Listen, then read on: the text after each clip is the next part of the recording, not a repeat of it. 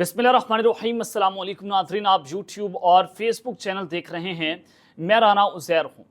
नाज़रीन, पाकिस्तान में इस वक्त नाकाबिले यकीन सूरत हाल पैदा हो चुकी है, यानी कि अगर आपको कोई अच्छी खबरों का मंजन बेचता है तो सुनने जाकर उनको। फिर आज बड़ी ख़तरनाक तरीन खबरें हैं जो आपके सामने रखना बहुत ज़रूरी है। बारीक वारदातें डाली जा रही हैं और इमरान खान के लिए अब तक का सबसे बड़ा वार है, सबसे खतरनाक खबर है। आपने इस वीडियो को मिस नहीं करना, आखिर तक जरूर देखना है। सबसे पहली खबर पर आज हमने बात करनी है कि ये आखिरी लड़ाई का सुपर ओवर है और उसका आगाज हो चुका है। इमरान खान के आखिरी अय्याम शुरू हो गए हैं।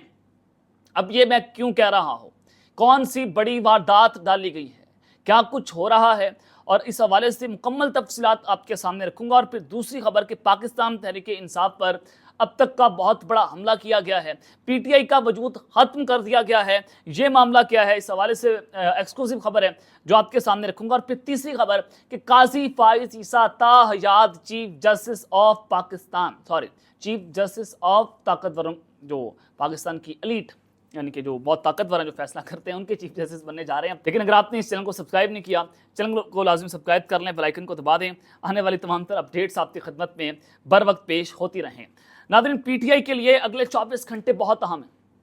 पीटीआई एक जानिब तो लाहौर मीनार पाकिस्तान में कल जलसा करने जा रही है और इमरान खान का बड़ा वाज़ेह मैसेज है अली अमीन गंडापुर को कि आपकी हुकूमत जाती है तो चली जाए, आपने लाओ लश्कर लेकर पंजाब में ज़रूर पहुंचना है। उधर से अली अमीन गंडापुर ने कहा कह दिया कि जनाब मैं तो आ रहा हूँ और मैं आपको फ्रंट से लीड करूंगा। बड़ी ख़तरनाक तरीन सूरत हाल है। और फिर दूसरी जानिब अली अमीन गंडापुर जो है वो केपीके में जो उनका पहला जलसा हुआ संजानी के अंदर इस्लामाबाद में, वहाँ पर जो उन्होंने तकरीर की उसके बाद उनको कॉन्सिक्वेंसेस को फेस करना पड़ा। अब लाहौर की सूरत हाल बहुत ख़तरनाक है कि लाहौर में एक बहुत बड़े क्रैकडाउन का आगाज़ कर दिया गया है।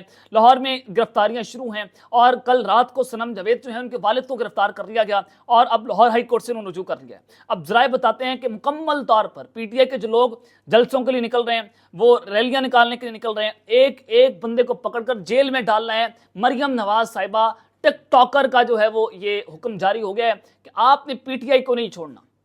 यानी कि खौफ का अंदाजा करें कि इमरान खान ने इस निज़ाम को बड़ी खूबसूरती से नंगा कर दिया है। इसने चाहे वो आपके ताकतवर हों, चाहे आपकी जुडिशरी हो, पॉलिटिकल गैंगस्टर्स हों, कोई भी हो, भाई इमरान खान साहब ने beautifully expose this political mafia. तो खैर, अब ये एक जानिब तो खबर है और फिर दूसरी जानिब अब आज वफाकी वज़ीर ख़ज़ाना ने एक बड़ी अहम तरीन गुफ्तगू की है इजलास के अंदर। उन्होंने कहा कि दोस्त ममालिक की यकीन दहानियों के बाद IMF ने अपना इजलास बुला लिया है और IMF हमें किस्तें फ्राहम करने के लिए वो इसने ये इजलास बुलाया है और हमने उसकी शराइत पूरी करना होंगी। IMF के साथ $7 अरब का प्रोग्राम है और पाकिस्तान की मजमूई ज़रूरियात $12 अरब की हैं। अब अंदाज़ा ये करें कि दोस्त ममालिक भी पाकिस्तान का साथ देने के लिए तैयार नहीं है। चाइना, सऊदी अरब, इन दोनों ने पाकिस्तान को खुडी लाइन लगा दिया है। पाकिस्तान की फॉरेन पॉलिसी का ये हाल है। तो इस वक्त कोई भी मुल्क हमारे साथ नहीं खड़ा हो रहा। तो यकीन दहानियाँ, मिन्नत तरले पहले किए गए हमारे दोस्त ममालिक के, उसके बाद उनकी यकीन दहानी के ऊपर जो है वो IMF पाकिस्तान के साथ बैठने को तैयार हुआ है बकौल वज़ीर ख़ज़ाना। लेकिन IMF ने इस खबर की तस्दीक या तदीद नहीं की है।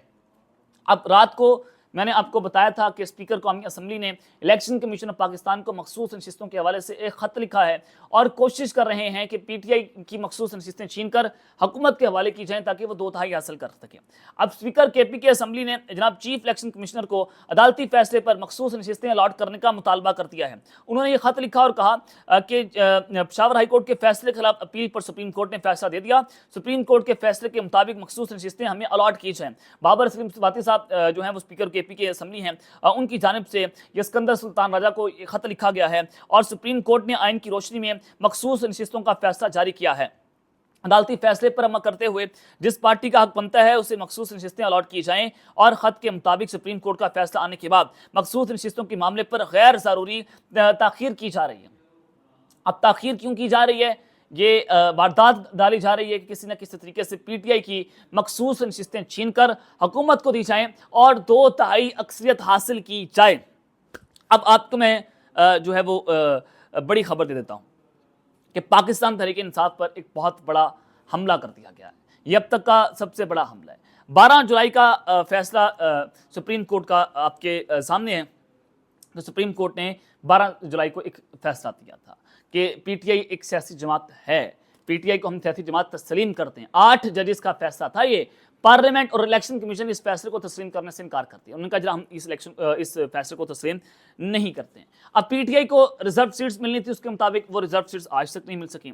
अब जो खत लिखे जा रहे हैं आज जनाब इलेक्शन तरमीमी एक्ट से मुतालिक स्पीकर ने इलेक्शन कमीशन को खत लिखने के बाद कौमी असम्बली सेक्रेटेरिएट ने नई पार्टी पोजीशन जो है वो जारी कर दी हैं और पाकिस्तान तहरीक इंसाफ के 80 अरकान को सुन्नी इत्तेहाद कौंसिल का रुकन जाहिर किया। यानी कि 80 जो लोग हैं MNAs हैं वो सुन्नी इत्तेहाद कौंसिल का हिस्सा हैं, बिल्कुल उनको पार्टी तस्लीम कर लिया गया है। लेकिन पार्टी पोजीशन में तब्दीली के बाद नून लीग पीपल्स पार्टी GIFA से वापस ली जाने वाली नशिस्तों पर भी पार्टी पोजीशन का जिक्र किया गया। कौमी असम्बली सेक्रेटेरिएट की जानिब से स्पीकर के इलेक्शन कमीशन को खत के फौरी बाद नई पार्टी पोजीशन जो दी गई है उसमें बताया गया है कि जो 39 अरकान है तहरीक इंसाफ को और 41 को आजाद करार दिया गया है। पहले 39 को दिया गया था, अब 41 MNAs को आजाद करार दे दिया गया है और पीटीआई का सियासी वजूद पार्लियामेंट से खत्म कर दिया गया है। और इलामिया के मुताबिक हुकूमती बेंचेस पर कौमी असम्बली में नून लीग 110, पीपल्स पार्टी 69, जबकि एमकेएम पाकिस्तान 22, काफ लीग 5, IPP के 4 और मुस्लिम लीग ज़िया बलूचिस्तान अवामी पार्टी और नेशनल पार्टी का एक रुकन जो है वो शामिल है। अब जो 41 अरकान जो आज़ाद डिक्लेयर हुए हैं वो पीटीआई का हिस्सा नहीं, वो पीटीआई का हिस्सा नहीं है। पीटीआई के सियासी वजूद खत्म कर दिया, उनकी पार्टी पोजीशन से छीन ली गई है। अब वो कह रहे हैं कि ये जो मखसूस नशिस्तें हैं वो सुन्नी इत्तेहाद कौंसिल को दे दी जाएं, लेकिन जो 41 लोगों की मखसूस नशिस्तें मिलती हैं वो तो पार्टी का हिस्सा ही नहीं है। तो डेफिनेटली उनकी मखसूस नशिस्तें जो हैं वो हुकूमत को दी जाएं ताकि कोरम पूरा किया जा सके और यूं हुकूमत के पास 2/3 अक्सरियत आ जाए और लिहाजा वो यहाँ से आईनी तरमीम पैकेज को मंजूर करवा लें। ये इस वक्त गेम डाली जा रही है। ये पीटीआई के ऊपर अब तक का बहुत बड़ा हमला जो है वो इलेक्शन कमीशन की जानिब से कौमी असम्बली ने इलेक्शन कमीशन को दिया है। इलेक्शन कमीशन के 3 इजलास हो गए, आज चौथा इजलास है, बेनतीजा खत्म हो रहे हैं। सुप्रीम कोर्ट का फैसला और फिर सुप्रीम कोर्ट का वजाती फैसला भी आपके सामने जस्टिस मंसूर अली शाह साहब ने 8 जजेस की नुमाइंदगी करते हुए ये फैसला दिया कि अगर election commission of Pakistan supreme court के फैसले पर अमल दरामद नहीं करता तो उनको सख्त तरीन कॉन्सिक्वेंसेस का सामना करना पड़ेगा। लेकिन इलेक्शन कमीशन जो है वो ये फैसला मानने से उन्होंने जनाब इनकार कर दिया है। अब ये हुकूमत को 2/3 मिलती है, काजी साहब को एक्सटेंशन मिलनी है फिर, और फिर काजी साहब की एक्सटेंशन तो एक तरफ है, उस पर तो मैं आता हूँ। लेकिन जो आईनी तरमीमी पैकेज है इतनी जल्दी किस बात की कि आप जल्दी में सारा काम कर रहे हैं कि मौलाना फजल रहमान साहब ने आपका साथ देने से इनकार किया, पीटीआई आपके साथ नहीं खड़ी हुई, आपके पास 2/3 नहीं है।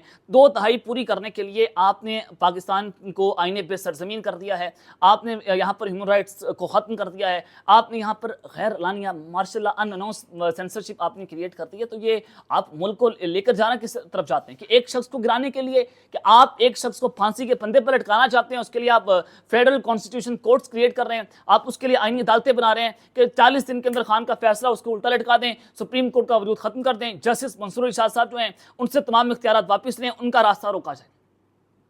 असल हमला जो है वो पीटीआई के ऊपर आज ये किया गया है कि 2/3 हुकूमत लेने के लिए बड़े ख़तरनाक तरीन हमले कर रही है। और फिर दूसरी जानिब काजी फायज़ साहब जो हैं उनके ताहयात चीफ जस्टिस बनाने की खबर है कि वो जनाब अब ताहयात चीफ जस्टिस बनने चाह रहे हैं। ये एक नई वारदात डाली गई है। कल रात को मैंने आपको एक खबर दी थी कि प्रैक्टिस एंड प्रोसीजर एक्ट के तहत 3 रुकनी जो कमेटी है जिसमें चीफ जस्टिस हैं, जस्टिस मंसूर अली शाह साहब हैं और जस्टिस मुनीब अख्तर साहब हैं, इन 3 जजेस का जो है वो इजलास होना था, एक मीटिंग होनी थी और उसमें जो पाकिस्तान बार कौंसिल ने आईनी तरमीम पैकेज को वहाँ पर सुप्रीम कोर्ट के अंदर चैलेंज किया है, उस पर एक बेंच बनना था, लेकिन चीफ जस्टिस साहब अनअवेलेबल थे, चीफ जस्टिस साहब गैर हाजिर थे, उनकी अदम दस्तियाबी के बायस जो है वो फिर वो इजलास नहीं हो सका। वो क्यों वो अनअवेलेबल थे? क्योंकि आज सदर साहब ने एक बहुत बड़ी वारदात डाली। कल मैंने आपको बताया था कि supreme court practice and procedure act के अंदर ये तरमीम करने जा रहे हैं, उसको तब्दील कर देंगे, जस्टिस मुनीब अख्तर साहब को हटाकर चीफ जस्टिस साहब जो है अपनी मर्जी का जज उसके अंदर लाएंगे और फिर यूं वो अपनी अक्सरियत हासिल करके अपनी मर्जी का बेंच बनाएंगे,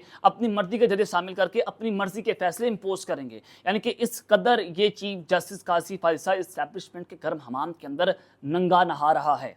सॉरी टू से, बसब्बे एहतराम चीफ जस्टिस साहब, लेकिन ये जो सूरत हाल है इसमें ये पाकिस्तान की कौम के जज्बात है जो मैं आपके सामने रख रहा हूँ। तो अब हुआ क्या है बेसिकली, आज जनाब एक तो काबीना से ये बिल मंजूर होता है और फिर सदर ममलिकत आसिफ अली ज़रदारी साहब ने तरमीमी प्रैक्टिस एंड प्रोसीजर ऑर्डिनेंस जो है उस पर दस्तखत कर दिए हैं। सदर ममलिकत के दस्तखत के बाद ये ऑर्डिनेंस जो है वो जारी भी कर दिया गया। वजारत कानून ने गुज़िश्ता रोज़ ऑर्डिनेंस वज़ीर आज़म और वफाकी काबीना को भिजवाया था और काबीना ने सुप्रीम कोर्ट तरमीमी प्रैक्टिस एंड प्रोसीजर ऑर्डिनेंस की मंजूरी भी दे दी है। अब जो इसके तहत होगा वो सारा कुछ मैंने आपके सामने रख दिया है। कमेटी चीफ जस्टिस सीनियर तरीन जज यानी कि जस्टिस मंसूर अली शाह और चीफ जस्टिस काजी फैसल साहब जो हैं वो तो वहां पर अपनी जगह पर मौजूद होंगे, लेकिन जो तीसरे जज होंगे वो चीफ जस्टिस की मर्जी के साथ होंगे, जिसको वो नामजद करेंगे। ये कार्रवाई असल में डल रही है ताकि अपनी मर्जी का बेंच इसको तश्कील दिया जाए। ऑर्डिनेंस से चीफ जस्टिस को सुप्रीम कोर्ट के मुकदमात मुकर्रर करने में इख्तियारात बढ़ जाएंगे। और ये जो ऑर्डिनेंस बनाया गया था, ये जो एक्ट बनाया गया था, प्रैक्टिस एंड प्रोसीजर एक्ट, ये उमर अता बंदियाल साहब के दौर में बनाया गया था कि काजी साहब जो हैं उनको उनके पर ना काटे जाएं, उमर अता बंदियाल साहब जो हैं उनकी पोजीशन कमजोर की जाए, काजी साहब को स्ट्रांग किया जाए।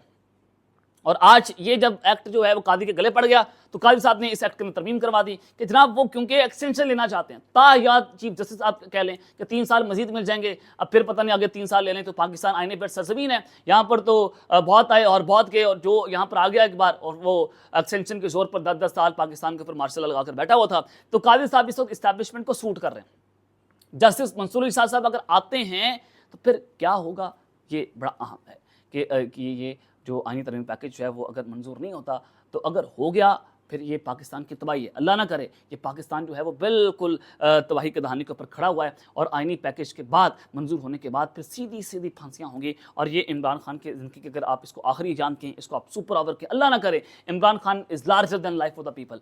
ये बड़ा वाज़ेह है कि इमरान खान के पीछे पाकिस्तान की आवाम का बहुत बड़ा जम्मे गफीर है। उसको आप भुट्टो की तरह रास्ते से नहीं हटा सकते, आप उसको बेनज़ीर की तरह गोली नहीं मार सकते। आपने गोली भी चला कर देख ली, अल्लाह की ताकत उसके साथ है। भाई आप इमरान खान से नहीं लड़ रहे, आपने लड़कर तो देख लिया, 3 साल के अंदर गोलियां चला दी, हमले कर दिए, कैरेक्टर असैसिनेट किया, फितना काफर मुर्दई, anti Pakistan, anti state, anti आर, बहुत बयानिए बनाए आपने, हार गए आप। इमरान खान जीत गया।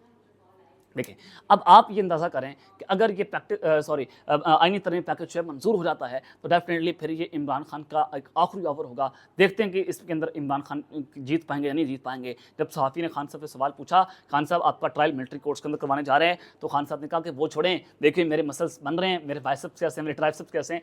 तो इमरान खान साहब का ये जवाब था, यानी कि वो जेल के अंदर बहुत पुरसकून बैठा हुआ है।